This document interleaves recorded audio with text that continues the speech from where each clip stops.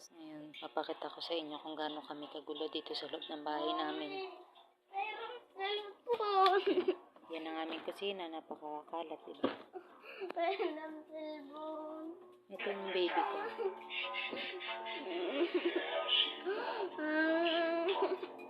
Ano, hindi nyo pa rin talaga ayusin yung mga bag nyo na yan? Ha? So, ayan yung napaka kong anak.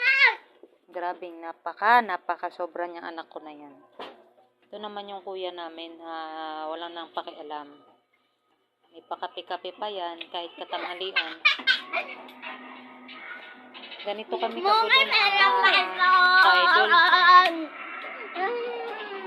Mga idol, ito. Ganito kami kagulo dito sa loob ng bahay. Araw-araw kaming ganito, mga ka-idol.